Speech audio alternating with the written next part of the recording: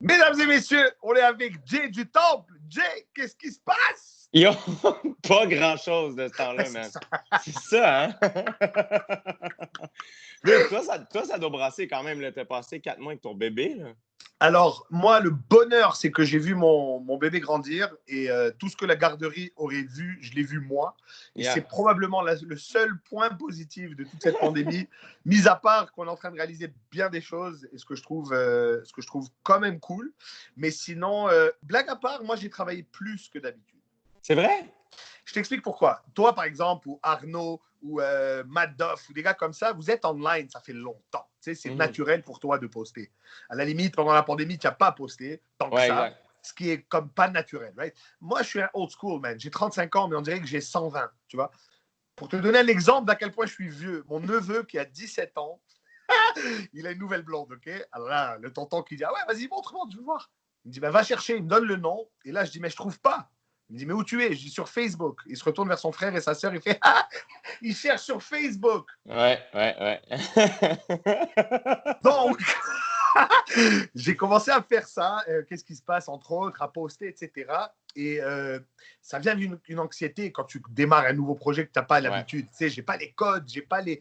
Quand bien même, j'ai Facebook et Instagram le jour où c'est sorti pratiquement. Mais la nouvelle génération, vous avez une drive de social que moi, ça m'a pris beaucoup de temps à m'habituer. Et encore, je ne suis pas à l'aise, clairement. Mais donc, ouais, j'ai beaucoup travaillé. Ouais, mais le pire, c'est que tu es comme un. Il faut que tu viennes sur mon podcast parce que. Puis je trouve ça cool que tu fasses ça parce que moi, j'aime ça, faire des shows avec toi, évidemment pour te voir sur scène, mais surtout parce que backstage, j'aime ça jaser avec toi parce que t'as tellement une vie que moi, j'ai pas eu que je fais comme, yo, raconte-moi toutes les fois où t'es faire le party en Israël, comme je veux tout savoir. Moi, j'ai été party à fucking Brossard, tu sais. Fait que t'es comme capitaine anecdote, mais on dirait pas, tu sais, t'es comme subtil, low profile, mais t'es comme quoi? T'as fait du tam-tam comme dans les bars quand t'avais 12 ans? Je veux tout savoir, tu sais. Ouais. Moi, c'est ça qui est fou, c'est que j'ai fait beaucoup de choses différentes, en fait. Tu sais, même, écoute, mon parcours scolaire, genre, j'ai fait plein d'écoles, pas parce que j'étais mauvais élève, parce que la vie a fait ça. J'ai fait mon primaire dans une école juive, tu sais, où il y avait juste des juifs marocains autour de moi, on était tous pareils. J'ai fait mon secondaire au collège Stanislas, on était 85 nationalités. Tu sais. Après, au cégep, j'ai pas fait le cégep en français, j'ai été à Vanier. J'ai commencé à Vanier, man. Ouais, en technique vétérinaire. Tu sais, ça n'a aucun rapport. Parce que je voulais faire ça, mais tu sais, bon. Après, ça n'a pas été comme je voulais. J'ai été au collège français au cégep. Ça a duré 1 an et demi. Ils ont vendu au collège André Grasset. Fait que j'ai été finir mon cégep à fait que j'ai eu des clics dans tellement d'univers différents. C'est sûr. Tu sais, même artistiquement, je viens de la musique, les tam-tams, comme tu as dit, mon premier gig, effectivement, à 12 ans, au 10 Salvio, ça n'existe même plus. Tu sais. Fait que quand je deviens proche avec des gens, ils me disent, ah, et toi, ça. Et tu sais, c'est les gens qui me font réaliser, en fait. Parce que moi, c'est ma life. Je veux dire, c'est ce que j'ai vécu.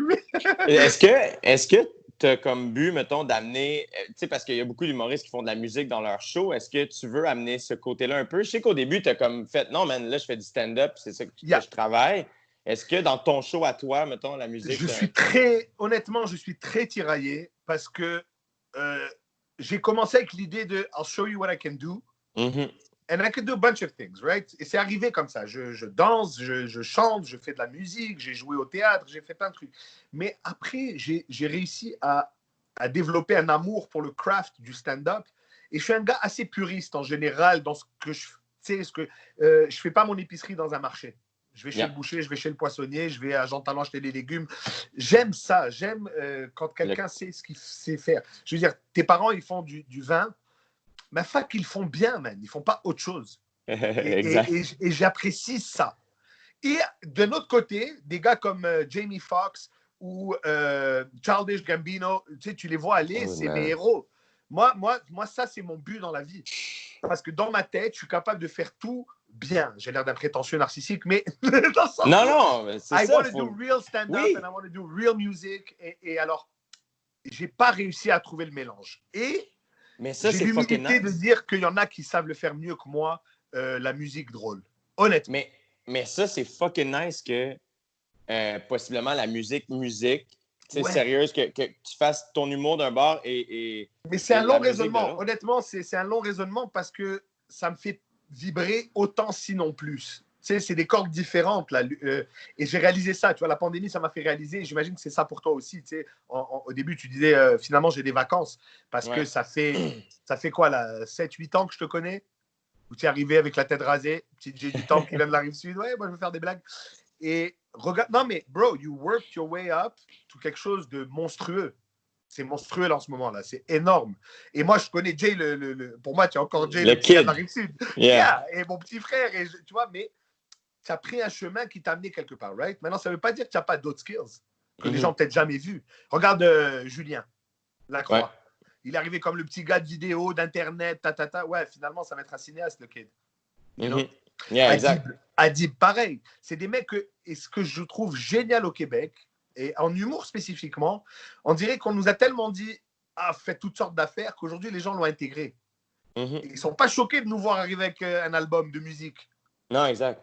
Ah, ok, c'est ça aussi. Puis ça aussi, c'est quelque chose qu'il faut... Parce que les gens, souvent, aiment mettre tout dans des cases. Ouais. Fait que faire, toi, t'es-tu un humoriste ou t'es un cinéaste? T'es-tu un humoriste ou un animateur? Comme c'est comme, hey, on peut être tout ça, tu sais. Ouais. Puis surtout, nous, la chance qu'on a, je pense, c'est que de base, on est des auteurs, des acteurs, on joue nos trucs sur scène, on les met en scène. Fait comme année, on finit par inconsciemment un peu faire plein d'affaires, tu sais. Ben oui. C'est comme en entrepreneuriat, mettons. Le gars qui travaille dans une compagnie de 20 000 employés, il a touché à quelque chose, par exemple, que la PME, disons tes parents qui est une PME, right? Elle n'a peut-être jamais eu à gérer un syndicat de 15 000 employés qui veut se tirer, right? Mais ton père, il est parti de planter une vigne, à la faire pousser, à la faire goûter que ça a du sens. Tu sais quoi, on va le mettre en bouteille, on va grossir, etc. Donc, s'il arrive assis avec le CEO de la compagnie de 20 000, il a peut-être des choses que l'autre n'a jamais vues aussi. Tu vois ce que je veux dire? Ouais. Il a une connaissance de son produit que d'autres gens peut-être n'ont pas. Parce que lui, il l'a fait. C'est la même chose pour toi. Tu es parti d'une idée. Tu sais quoi, je vais essayer d'être drôle avec. Tu sais quoi, je vais lâcher ma job, mon école. I'm going to do it.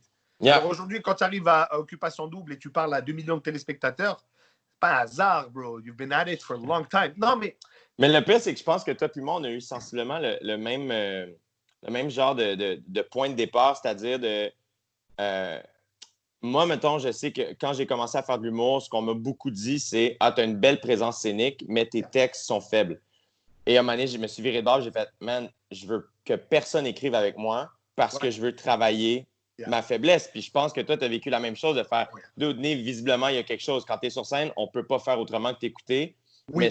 Mais il manque quelque chose. Mais écouter de la merde. Mais après ça, par contre, t'as fait « Yo, dude, moi, je suis un stand-up, puis je vais fucking work mon craft. » Parce que l'idée, c'est pas juste d'être drôle aujourd'hui, c'est dans 25 ans. Moi, alors, tu sais, on parlait tout à l'heure de musique, etc. Moi, mon rêve d'enfant, il s'est concrétisé dans ma tête. J'avais peut-être 7-8 ans, quelque chose du genre. Festival de jazz avec mes parents, spectacle de clôture. Sur Sainte-Cat, dans le temps, il y avait comme 200 000 personnes, je pense, une affaire du genre. James Brown, je pense. Et j'ai vu ça et j'ai fait « Oh, yo, il faut faire ça dans la vie, man. That's badass. » On connaît autant de monde en même temps. Waouh! Donc, moi, ça part de là. Et encore aujourd'hui, on me demande dans l'entrevue, toi, ton rêve artistique, malheureusement, il n'est pas en humour. Moi, mon rêve, ça veut dire, c'est pas de faire le Sandbell. Une fois que je l'ai fait, je peux m'arrêter. Non, c'est ça. Je dis à toutes les entrevues, mon rêve, c'est closer le jazz. That's ça ne veut it. pas dire que ça va arriver. Mais à un moment donné, je me suis dit, tu sais, au début, j'étais tiraillé. J'avais le complexe de, je suis pas un vrai humoriste, je suis musicien. On me demandait, ça fait longtemps que je fais de l'humour. Mais moi, je suis musicien, mais maintenant, je fais de l'humour. Tu sais, il y a beaucoup de ça, beaucoup de ouais, ça. Hein? Ouais. Et après, j'ai dit, OK, enough. C'est quoi le rêve? Le rêve, c'est de vivre de la scène. De ne pas clock in, faire une job, même aussi passionnante soit-elle. Le but, pour moi, c'était pas de rentrer dans le système, dans le genre, le matin, je me lève, je fais ma douche, je vais faire mon travail, le soir, je finis, je dors. Ça se pouvait pas. Alors, j'ai dit, OK. Alors là, il y avait une vraie opportunité, même financière en humour. Tu vois, en musique, le même cachet de 125 balles qui te permet à toi de mettre l'essence et de bouffer, ben là, tu l'as splitté à 5, parce que le band aussi, il doit manger. Alors, c'est dur, man. Et on l'a vu en humour, les duos, les trios, ça prend du temps à en vivre, parce qu'ils splitent ça, man. Et le booker ne veut pas booker parce qu'il y a plus de frais. Parce que bon. Alors là, j'ai dit, OK, là, je me suis vraiment concentré comme toi en disant, c'est pas vrai qu'on va dire Anniv, c'est l'ethnie, et il est là parce qu'en ce moment, l'humour ethnique. Et j'étais un artiste, man. J'écrivais ma musique, j'écrivais mes paroles. Genre, fuck off, je suis pas capable. J'ai étudié en philo, genre, je sais écrire, man. Et là, j'ai commencé. Et là, mes complexes ont disparu aussi. Parce que si j'étais pas bon, ça va, c'était moi. Mais si j'étais bon, fuck, c'est moi. Yeah. Voilà. Absolument. Absolument. Puis à un moment donné aussi, c'est qu'il faut voir aussi le craft. Tu sais, l'idée, c'est quoi? Moi, le but, je pense, c'est à 57 ans, d'être capable de. T'as-tu checké ce matin ce que Chappelle a posté? J'essaie de cliquer, mon YouTube, il me laisse pas. Dude, Je vais aller mais voir. Chappelle, le 6 juin, aujourd'hui, on se parle, on est le 12, c'est il y a Ouais. moins d'une semaine. Il est monté sur scène pour parler de tout ce qui s'est passé avec Yeah. George Floyd et tout ça.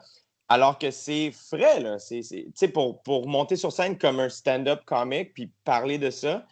Et ça se veut pas très drôle, mais tout le monde l'écoute. Je l'ai écouté puis j'étais ému. Il m'a fait rire un petit peu. Oui. Puis j'étais comme, c'est ça le but. Le but, Oui. c'est d'être capable de communiquer une émotion à une crowd, que le langage du stand-up devienne mon langage. Puis à chaque fois que tu écoutes des entrevues, tout le monde, tu sais, Kevin Hart, il dit là, à Rogan il n'y a pas longtemps, il est comme, dude, Dave Chappelle, il monte sur scène genre à sa fête. Là. C'est comme ça qu'il parle. Genre. Exact, exact. C'est comme par exemple, récemment, j'ai vu une vidéo Busta Rhymes. Yeah. Rappeur 90-2000, huge, un monstre. Et ça, c'est des gars qui viennent de la rue. Ils ont fait des battles de rap dans la rue, littéralement. Tu vois, bon. Et là, il arrive, il est à Breakfast Club, Ouais. quelque chose comme ça, la grosse l'émission de émission radio. Oui. Ouais, de Radio XM, qui est la grosse émission de hip-hop. Yeah. Et là, il est comme, you still know how to freestyle? Il est fait, et là, il se met à rire, tu vois. DJ par un beat. Et dude, le gars, il doit avoir 50 ans au moins, là, basta. Facile. Ouais. Man, Il éclate. il y a des jeunes qui doivent être en train de chier des briques aujourd'hui. Parce qu'ils sont comme... Non, mais bro, parce que tu te dis, man, Pépé, il l'a encore, man. Oh, ouais, man. Still got it. Mais puis c'est ça le craft. C'est ça le craft, tu sais. Exact. Ce qui est plus, tu sais, tantôt, tu parlais de Childish Gambino. Tu sais, ce qui est le plus impressionnant, je trouve, de Donald Glover, c'est de réussir à faire tout ce qu'il fait si fort, si jeune. C'est ça qui est impressionnant. Mais parce que ce que les gens, des fois, ils oublient, et je l'en parle souvent, j'ai fait une discussion avec Kevin Raphaël là, récemment, où on parlait que tous ces gros, là, tous les staple names, où tout le monde dit « I want to be that guy ». Je trouve que notre génération, c'est-à-dire en ce moment, beaucoup de gens ont accès au succès. Tu peux le voir. Il y a des documentaires, il y a des trucs. Tu sais comment il est arrivé. Tu peux savoir Jeff Bezos, le garage d'où il a commencé son Amazon. C'est tangible. Tu peux. C'est pas Rockefeller, c'était dans l'imaginaire. Les gens ne savaient pas comment il est devenu milliardaire en 1900. C'était débile. Ouais. Mais là, on sait. Mais il y a des gens, beaucoup de gens qui sont comme Ah, I'm gonna be a star. Yeah, but bro, work for it, man. Les gens que tu vois arriver.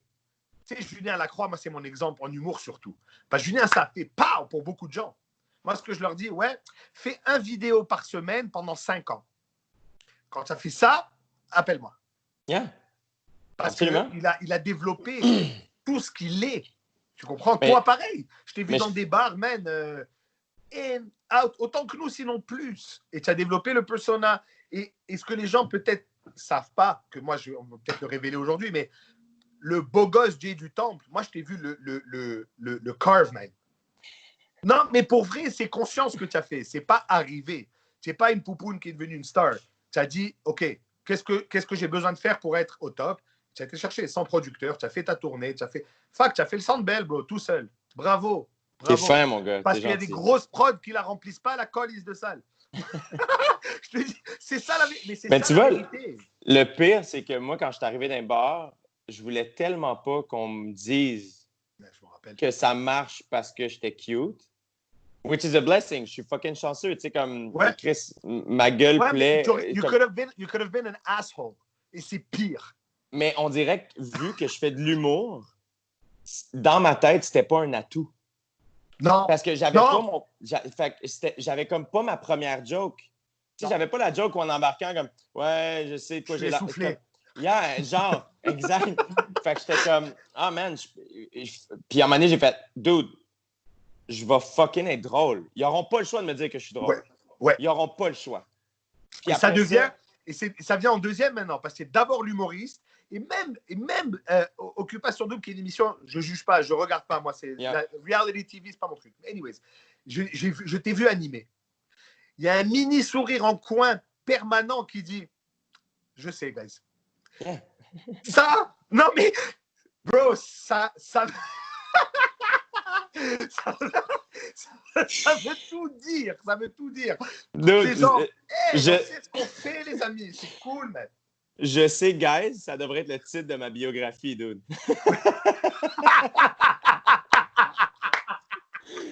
Juste comme, yeah, I know. Je sais que vous savez, puis vous savez que je sais, OK?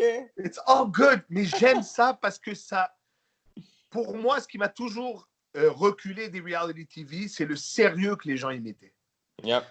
Tu sais, mis à part Survivor ou Naked and Afraid dans la forêt où tu dois sauver ta peau, c'est pas sérieux, bro. Savoir qui tu vas baiser dans 3 mois, c'est pas sérieux.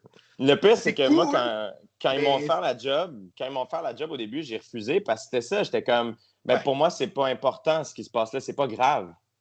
Ils sont comme, c'est parfait, c'est ça qu'on veut. Mais je suis comme, Ouais. vous comprenez ce que je suis en train de vous dire? Je vais pas l'animer comme bonsoir. Non, non, c'est comme, non, c'est ça. C'est toi qu'on veut pour ça, tu sais. Et je Puis pense qu'ils ont eu bien fait, ils ont eu beau jeu de prendre cet angle-là parce que ça a attiré même les haters. Yeah, exact, oui. Puis le pire, c'est que, un peu comme toi, moi, reality TV, c'était pas, et c'est encore pas mon thing. C'est ça qui est drôle. Ouais. Puis je pense que c'est la raison pour laquelle je suis un bon animateur pour cette émission-là. Oui, parce que c'est détaché. Exact. Exact. Sans être dans le jugement et Non. penser que c'est mieux ou pire. C'est Exact. pas ton. Tu sais, ça arrive. C'est comme moi, par exemple, et je blague là-dessus souvent. Là, tu sais, des fois, je fais des corpos en région éloignée. Mettons en Abitibi, là, pendant les 2 semaines de la chasse, il y a 500 femmes. Tous les boys, ils sont à la chasse. Et moi qui arrive avec mon parfum et mon gel. Là, tu sais, bon. C'est vrai? Ouais, je te jure, ça m'est arrivé. Et là, et je regarde ça et je ne veux pas leur dire, ah, bande de colons qui vont chasser de l'orignal, moi j'achète ma viande à la boucherie. Voilà pour ça, man. Non. C'est ta vie. Et eux, ils me voient en me disant, tu es un psychopathe, tu habites dans un 4,5. Moi, un monsieur qui m'a déjà transporté de Lassar à Rouen. Il faisait mon transport. Ouais. Lui, dans la vie, il transporte des autos pour le concessionnaire de son gendre. Il me dit, toi, là, quand tu vas aller en vacances pour aller dans le bois, hein, tu prends un bus, tu loues un chalet, tu loues une motoneige. Tu sais, moi, qu'est-ce que je fais? J'ouvre la porte de mon jardin. Dossier clos, même. You know? As-tu remarqué comment les gens qui habitent dans le bois, ils prennent pas des vacances dans un 4,5 en ville? Oui, ils se louent pas une carte opus pour aller à Berry-UQAM, là, tu sais. Ils vont encore plus creux dans le bois. C'est génial. C'est génial. Et sinon, toi, la pandémie, on s'est parlé en début de pandémie et tu m'as dit tu as eu l'occasion de retourner dans les champs, même, dans les villes avec la famille. Yeah, dude, exact. Moi, en fait, quand tout ça a éclaté, j'étais en vacances. J'étais rendu en Australie, man. Je m'en allais en Inde. Moi, j'étais out there, là. J'étais en voyage. C'est ça, tu n'étais même pas au Québec. J'étais pas au Québec. J'ai dû revenir plus tôt. Et après mon 2 semaines de quarantaine, mes parents commençaient à travailler dans le champ. Puis là, ben, tous leurs employés ne pouvaient pas venir à cause de la situation et tout ça. Ouais. Fait que j'ai fait deux. Parce qu'eux, ils emploient des gens qui viennent de l'extérieur pour la récolte. C'était la première année qui engageait des Guatémaltèques. Ah, OK. Exact. Mais là, c'était une hostie d'année tough pour recevoir des Guatémaltèques pour la première fois. C'était super compliqué. Fait que tout a été un peu plus long. Ouais. Fait que j'ai fait, ben moi, je vais vous aider à faire la première job. J'ai travaillé 3 semaines dans le champ. Ça m'a fait du bien, man. On dirait que je dormais mieux, je travaillais, je faisais quelque chose, j'écoutais des podcasts. Exact. Puis, il y avait aussi un mindset de je continue à décrocher. Tu sais, moi, l'idée de partir en voyage, c'était de faire des plugs, puis, tu sais, comme absorber tout ce qui s'est passé des dernières années, puis un peu filtrer. Qu'est-ce que j'ai aimé? Qu'est-ce que j'ai pas aimé? Enjoy aussi. Tu n'as même pas le temps de enjoy, man. Tu es passé d'un projet à l'autre pendant 5 ans straight. Exact. So, le chant, c'était un peu littéralement un retour aux sources. Oui, parce que je travaillais là. Tu as fait ça tout le temps. Exact. Ouais. Et je continuais à réfléchir à ce que je voulais faire. C'est quoi la prochaine étape? Qu'est-ce qui est important pour moi? De quoi je veux parler? Et tout ça. Puis, et dans le fond, moi, dans ma tête, je m'étais dit, ben, je suis en vacances jusqu'en mai. Donc, j'ai rien fait jusqu'en mai. Puis là, quand mai est arrivé, ben là, j'ai recommencé à faire des podcasts, à faire des trucs comme ça. Yeah. C'est là qu'on s'est réécrit, puis que la machine a reparti tranquillement pas vite. Et là, c'est quoi les conclusions de tes réflexions? What's next? Pour vrai, ça semble super basic, là, mais prendre le temps de faire un projet à la fois.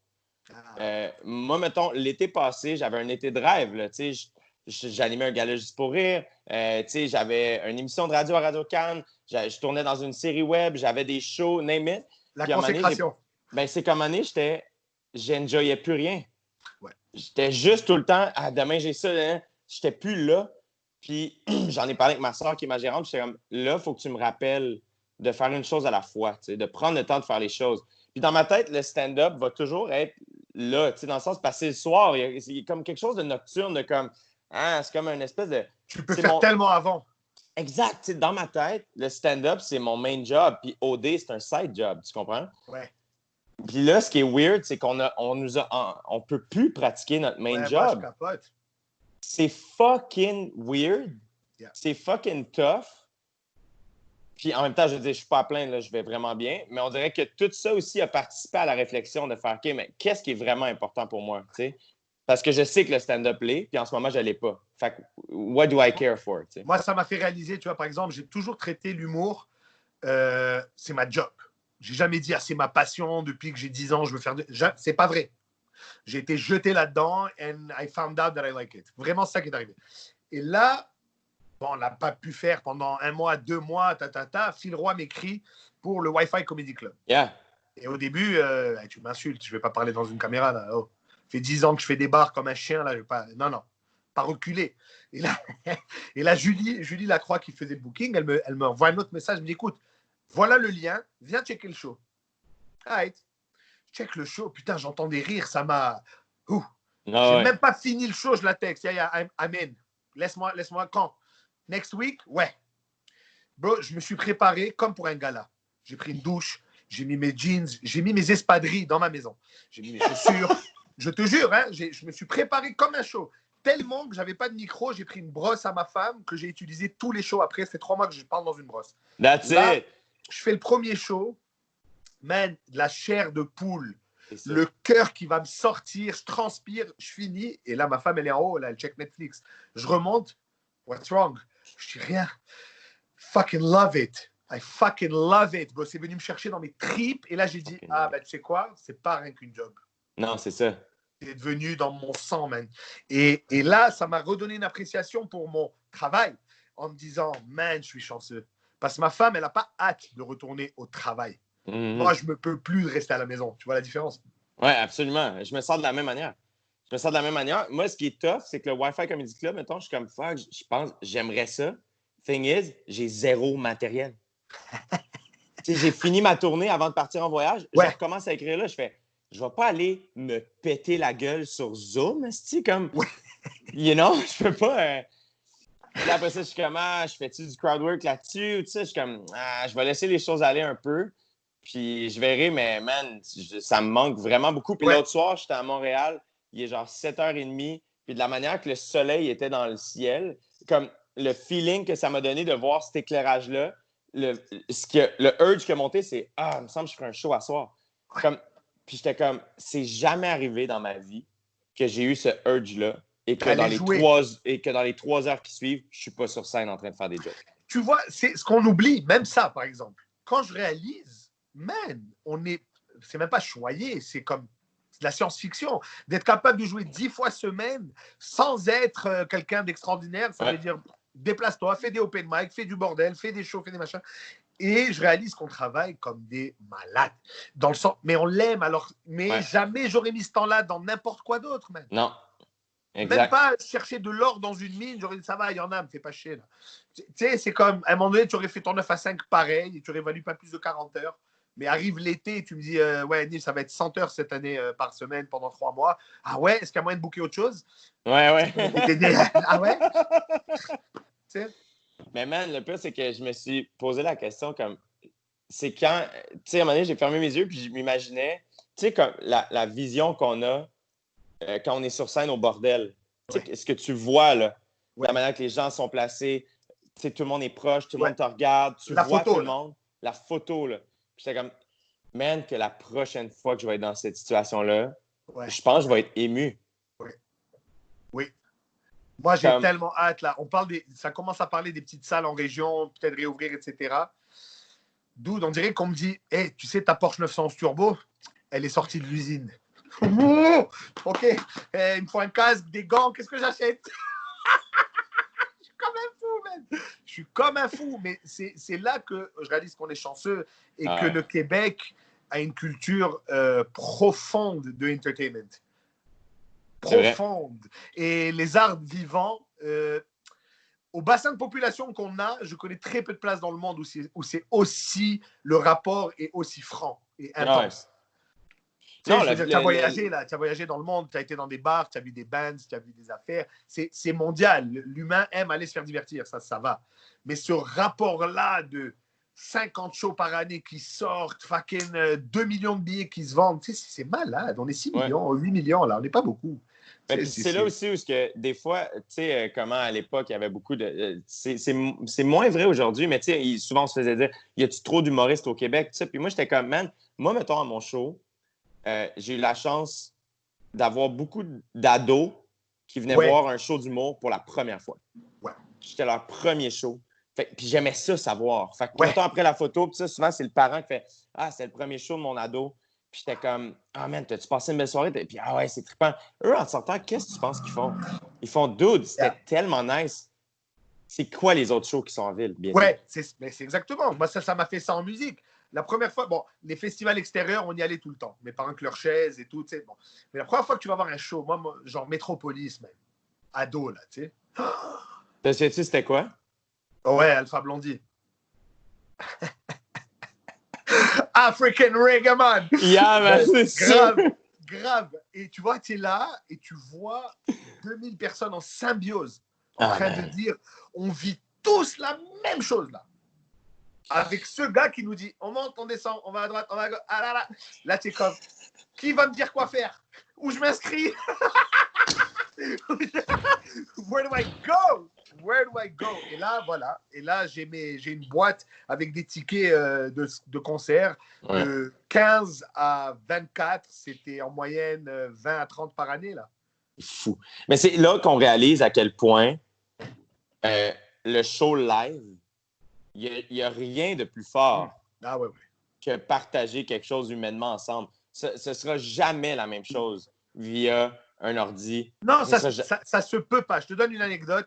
Le premier ou le deuxième Oceaga, je pense que c'est le premier. En tout cas, gros line-up dans la journée. On a vu Doba Caracol qui était malade en live, by the way. On a vu Bedouin Sound Clash, qui était très fort dans les années 2000. Là, tu sais, 2006, ouais, top. Et là, le final bill, c'est Flaming Lips, Damian Marley et Ben Harper. Oublie ça, là. Tu sais, c'est huge. Ouais. Damian Marley qui vient présenter Welcome to Jamrock. C'est l'époque où ça sort, là. Fait oublie ça. On est là, 20 000 personnes, je sais pas, 15 000 personnes, whatever.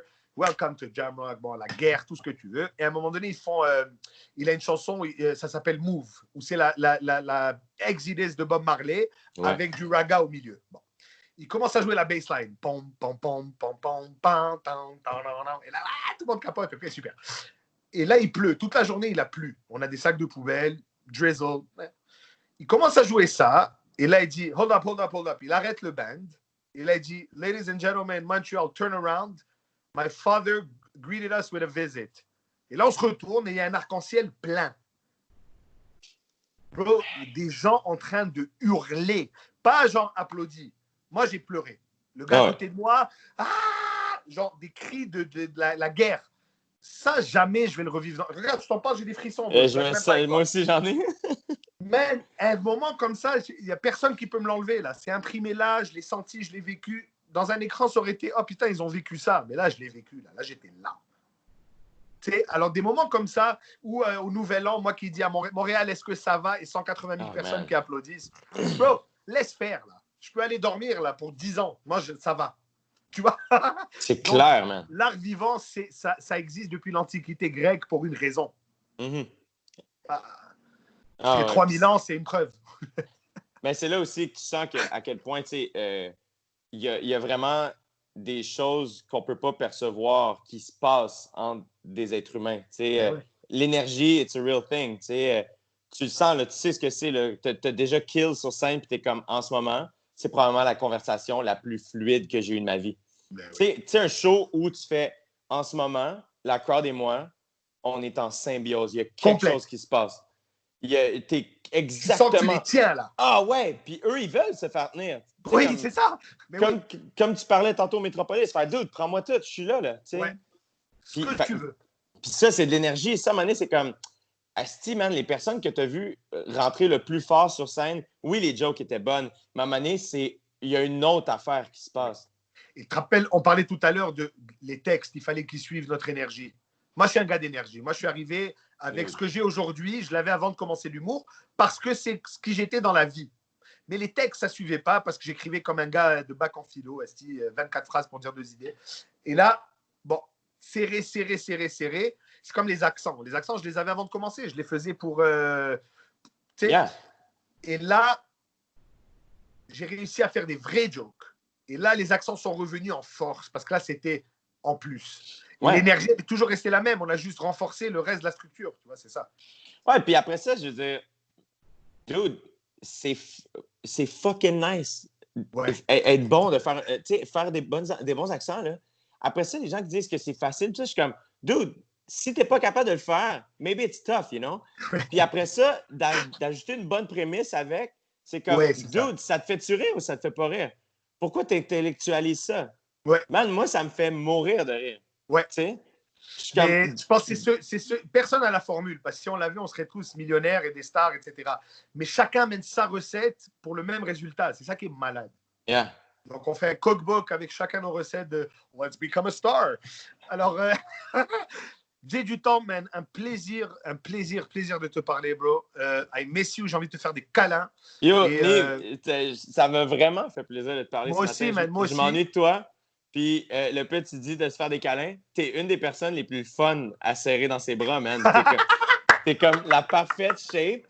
Juste assez robuste, juste assez confortable. Tu sens bon. Puis tu serres fort, you know?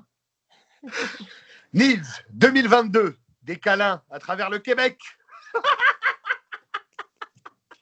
Merci beaucoup, Jay. Prends soin de la famille, prends soin de tout le monde. Prends soin de la famille aussi. Je t'aime aussi, mon ami. Take care. Ciao, mon pote. À bientôt. Cheers.